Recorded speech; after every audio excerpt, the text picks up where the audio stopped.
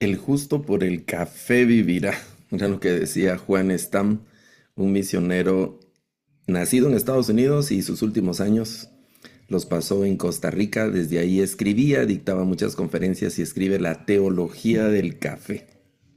Esta, esta tarde yo estoy aquí en casa y tomando un café y pensando en algunas de las cosas que han estado ocurriendo en comunidad Emmet y tengo algunas situaciones que quiero comentar. La primera de ellas quiero iniciar leyendo en Gálatas, que ha sido uno de los libros citados en esta conversación que ha habido en relación a las fiestas judías y a toda esa parte que en este tiempo que se está celebrando la Pascua y otra serie de festividades vale la pena recordar. Y estoy en Gálatas capítulo 2 verso 15 y 16. Voy a leer nada más. Este es el pasaje que sigue luego de que Pablo ha tenido ese encuentro con el apóstol Pedro en relación a las prácticas que Pedro estaba teniendo y que no le gustaron mucho al apóstol Pablo, y hubo un encuentro ahí entre ellos interesante, muy interesante. Entonces en el verso 15 del capítulo 2 de Gálatas, y yo esta tarde estoy leyendo en mi antigua, mi vieja y querida Biblia de Jerusalén.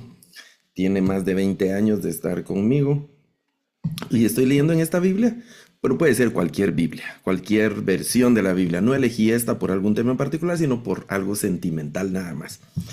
Pero dice Gálatas 2:15, nosotros somos judíos de nacimiento y no gentiles pecadores. Fíjense el lenguaje del apóstol Pablo.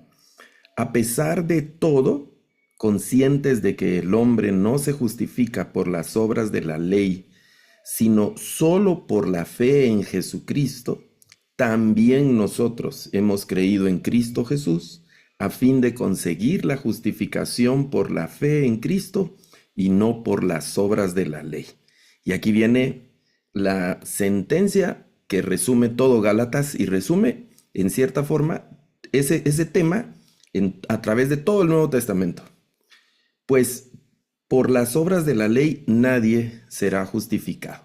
Y ese es el argumento del apóstol Pablo. Nosotros que hemos creído en Cristo Jesús, no somos justificados por ninguna de las obras de la ley en función de redención.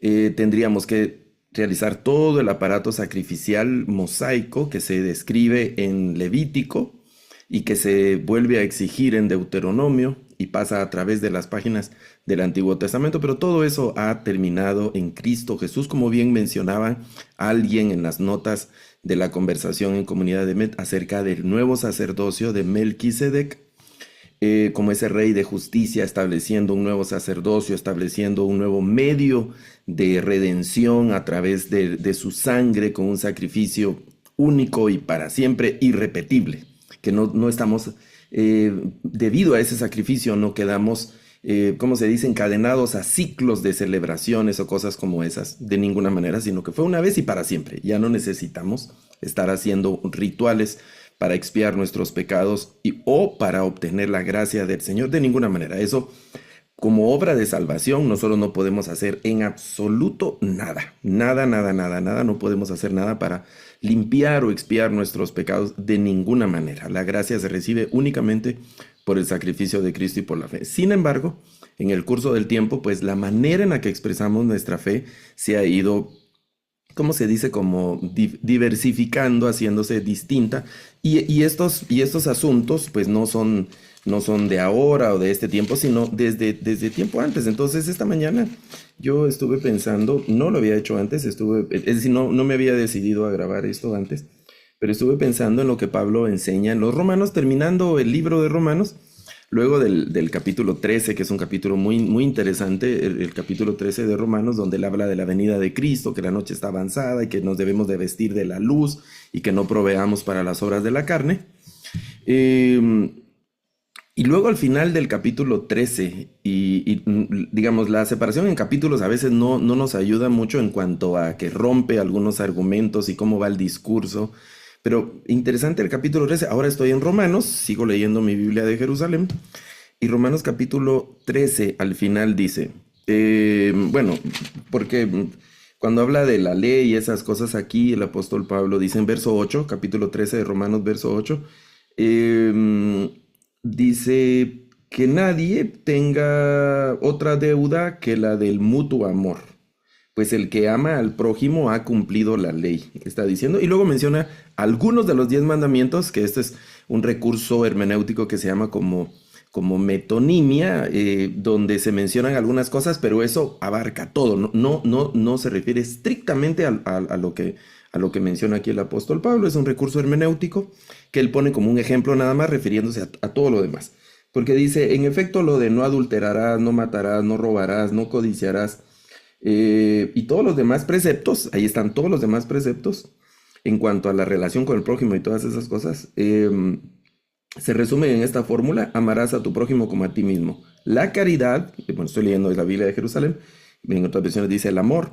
La caridad no hace mal al prójimo. La caridad es, por lo tanto, la ley en su plenitud, está diciendo, y ese es también un lenguaje muy interesante de Pablo aquí en Romanos. Luego dice, y teniendo en cuenta el momento en que vivimos, la última parte del capítulo 13, ahora me salto hasta el versículo 14, revestidos más bien del Señor Jesucristo y no os preocupéis de la carne para satisfacer sus concupiscencias. Enseguida pasa al 14, pero no ha cambiado el tema. El tema sigue. Recordemos que esta división en capítulos surge después, pero aquí Pablo sigue el discurso y dice, bueno, repito el 14, capítulo 13, verso 14. Revestidos más bien del Señor Jesucristo y no os preocupéis de la carne para satisfacer sus concupiscencias. Ahora salta al capítulo 14, verso 1. Acoged bien al que es débil en la fe sin discutir opiniones. Creo que esa es la parte importante que debemos tener en nuestro corazón, en las charlas y en el intercambio que tenemos de ideas aquí en Comunidad de Med. Uno cree poder comer de todo, mientras el débil no come más que verduras. El que come no desprecia al que no come, y el que no come tampoco juzgue al que come, pues Dios le ha acogido. ¿Quién eres tú?, dice el verso 4, para juzgar al criado ajeno. Que se mantenga en pie o caiga solo interesa a su amo, pero quedará en pie, pues poderoso es el Señor para sostenerlo. Este da preferencia a un día sobre otro, aquel los considera todos iguales. Aténgase cada cual cada cual a su propia conciencia. El que se preocupa por los días lo hace por el Señor, el que come lo hace por el Señor, pues da gracias a Dios. El que no come lo hace también por el Señor y da gracias a Dios. Porque ninguno de nosotros vive, y aquí me voy a detener, porque habría que leer todo el capítulo 14 y el capítulo 15, que es ese mismo tema. Tal vez solo voy a leer un versículo del capítulo 15. Pero aquí estoy en el verso 8 del capítulo 14 de Romanos. Dice, si vivimos, para el Señor vivimos. Y si morimos, para el Señor morimos. Así que, ya sea que vivamos o muramos, somos del Señor. Y el capítulo 15, el verso 1 dice, nosotros los fuertes. Y aquí fuertes se interpreta como maduros, como con experiencia o espirituales, podríamos interpretarlo de esa manera. Nosotros los fuertes debemos sobrellevar las flaquezas de los débiles y no buscar nuestro propio agrado. Que cada uno de nosotros trate de agradar a su prójimo para el bien, buscando su edificación. Y eso es algo lindo, ¿no? Dos cosas. Primero, debemos vivir todo para la gloria de Dios. Si hacemos esto para la gloria de Dios. Por eso regreso al verso 8 del capítulo 14. Si vivimos, para el Señor vivimos. Si morimos, para el Señor morimos. Ya sea que vivamos o muramos, somos del Señor. Y eso me hace recordar una de las 5 solas de la Reforma, que tiene que ver con solo a Dios la gloria. Todo lo que hagamos o todo lo que dejemos de hacer debe ser para la gloria de Dios y no solo pensando en nuestro beneficio personal o en nuestra satisfacción personal o nuestra comodidad o en alguna ventaja que podamos sacar de algo. No. Todo lo que hagamos, todo lo que vivamos debe ser para la gloria de Dios. Todo, en absoluto todo. No solo lo que hacemos dentro de la iglesia o dentro del templo o todo lo que tiene nada más una envoltura religiosa o litúrgica, sino todo, nuestros negocios, nuestra vida privada, lo digo con tanto respeto y con mucho cuidado, pero incluso, digamos, los que estamos casados, ¿no? Nuestra vida marital, nuestra vida sexual, dentro del matrimonio, todo eso debe ser para la gloria de Dios. La forma en que tratamos a nuestro vecino, a nuestros compañeros de trabajo, a nuestros subalternos en el trabajo, a nuestros jefes en el trabajo, a nuestra familia que no es cristiana, etcétera. Todo eso debe ser para la gloria de Dios. Y en cuanto al tema de celebración o no de fiestas, recordemos que la gracia del Señor la obtenemos por el sacrificio de Cristo. Nosotros los que pues no tenemos ninguna orientación judía, no tenemos por la escritura ninguna presión u obligación de celebrar fiestas o llevar algún calendario de ese tipo, no. Yo veo al apóstol Pablo que él se presenta como fariseo de fariseos, judío, pero así de pura cepa, y él no impone esas cargas a los hermanos en ninguna de sus cartas. Creo que eso es algo que nos debe llevar al pensamiento.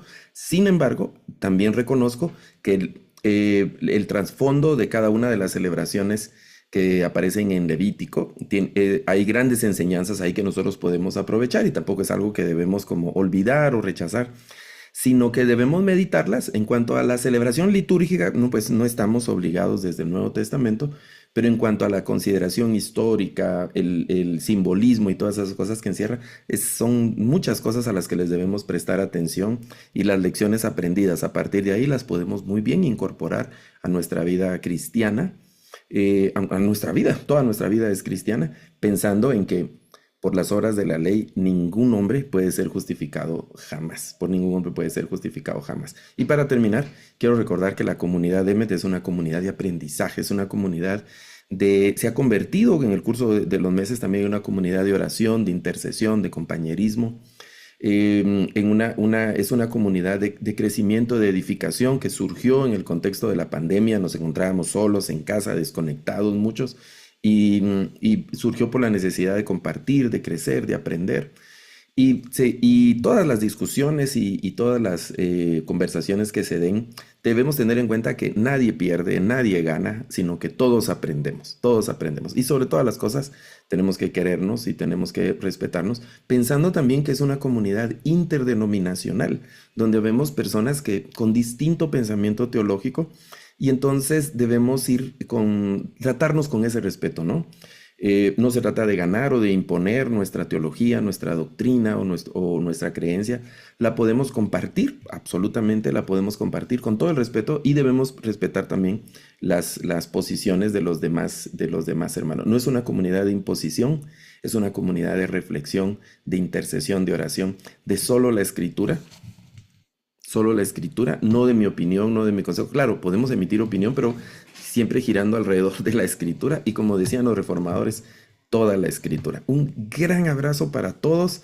De verdad les aprecio mucho, y es bien interesante porque hay muchos hermanos de Comunidad EMET con los que nunca nos hemos visto personalmente, y sin embargo nos queremos. Y cuando nos encontramos con distintos hermanos en el curso del tiempo, es tan lindo poder abrazarnos y expresarnos ese cariño. Sigamos cultivándolo hasta la venida del Señor. Un gran abrazo para todos. Que el Señor les bendiga.